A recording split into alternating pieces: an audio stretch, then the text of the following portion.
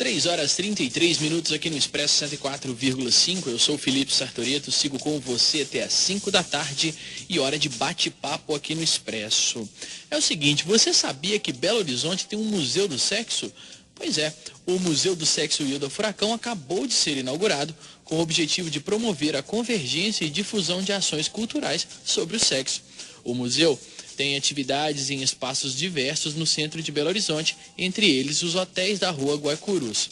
E para falar sobre o Museu do Sexo, eu converso agora com o curador e diretor do Museu Hilda Furacão, o Francilins. Boa tarde, Francilins. Boa tarde a todos que nos escutam também. Salve. Seja bem-vindo à Rádio FMG Educativa e ao Expresso 104,5.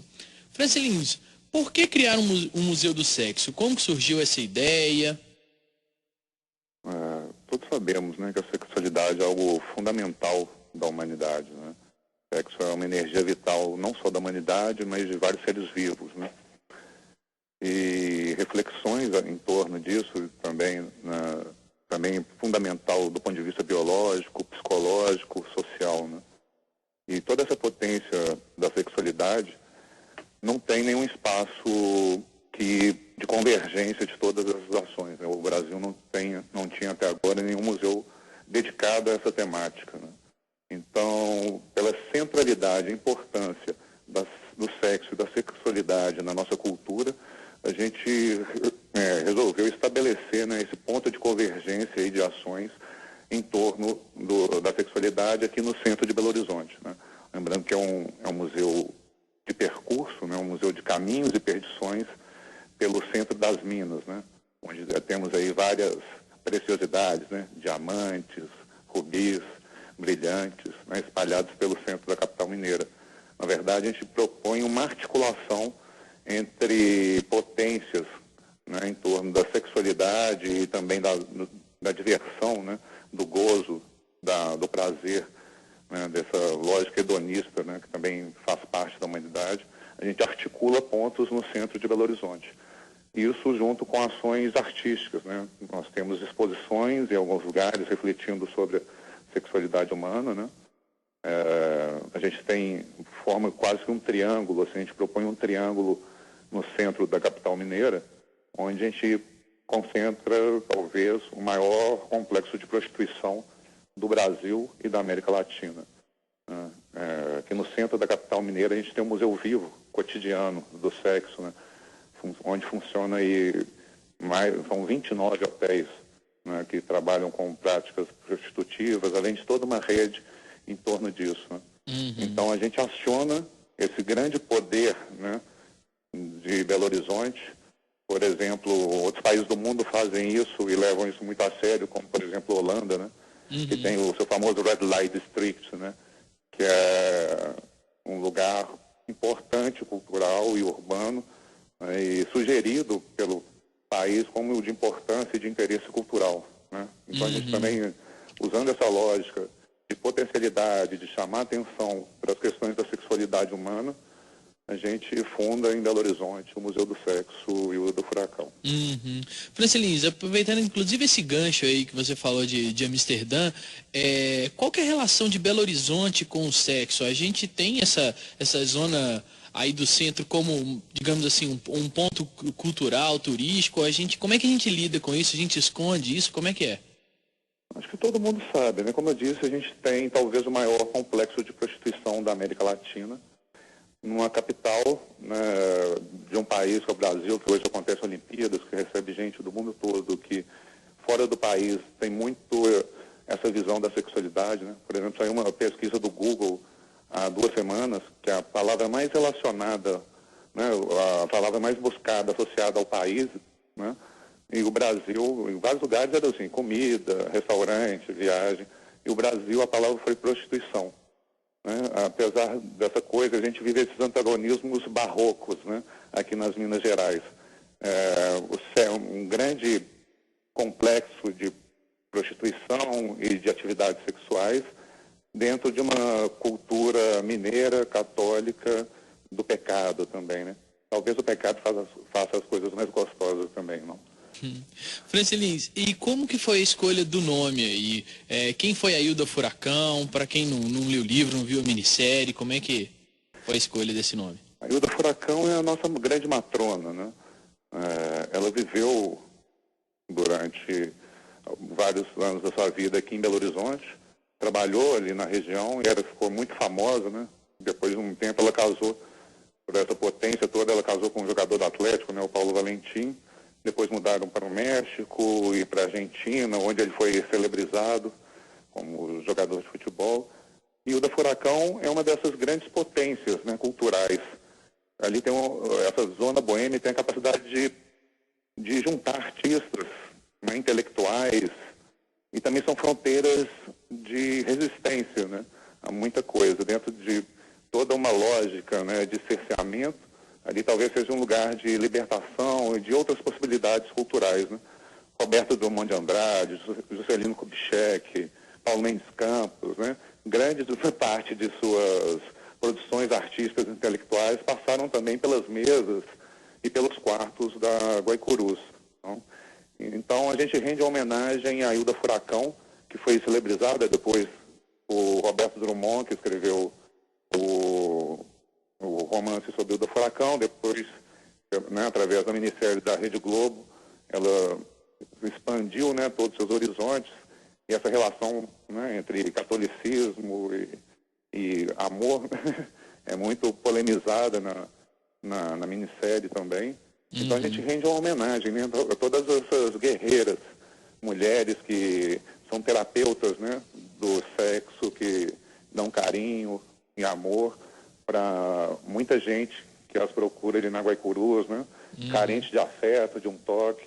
Né? Quantas pessoas não têm acesso, são deficientes físicas, né, visuais e pessoas normais, carentes de carinho e afeto, que são recebidos por essas pessoas cotidianamente.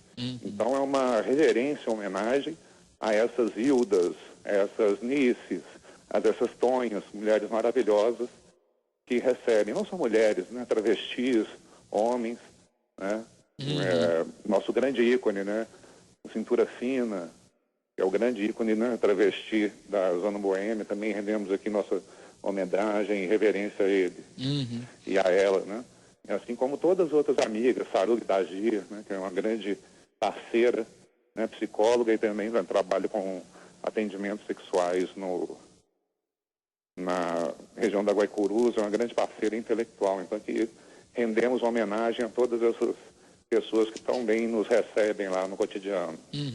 Bom, agora são 3 horas e 41 minutos, você está no Expresso 104,5 e eu estou conversando com o curador e diretor do Museu de Sexo Hilda Furacão, o Franci Lins. Franci Lins, agora falando sobre as exposições e as ações que o museu realiza ou vai realizar, que tipo de ações, exposições o museu pretende promover, o que o público vai ver nessas exposições? Nesse momento já estão instaladas uma exposição no Shopping Y, que é o shopping em frente ao rodoviário, onde a gente tem a sede do Museu do Sexo. Nós temos uma exposição com curadoria de Santiago Rueda, que é um curador colombiano, parceiro nosso, e da Maria Eugênia Cordeiro, que é uma curadora argentina que vive em São Paulo. Eles trouxeram uma exposição com diversos artistas que se chama Topless, ou Atentado ao Pudor.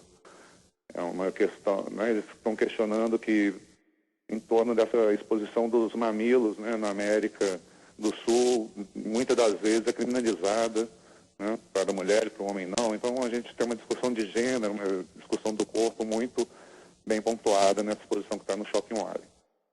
Depois, descendo pela rua Guaicurus, nós temos o Hotel Magnífico, que guarda muitas das histórias da Guaicurus, uma arquitetura maravilhosa, pessoas extremamente agradáveis, e lá tem uma exposição de pinturas de André Araújo, um pintor belo-horizontino, que hoje também é doutorando em arte, nosso companheiro.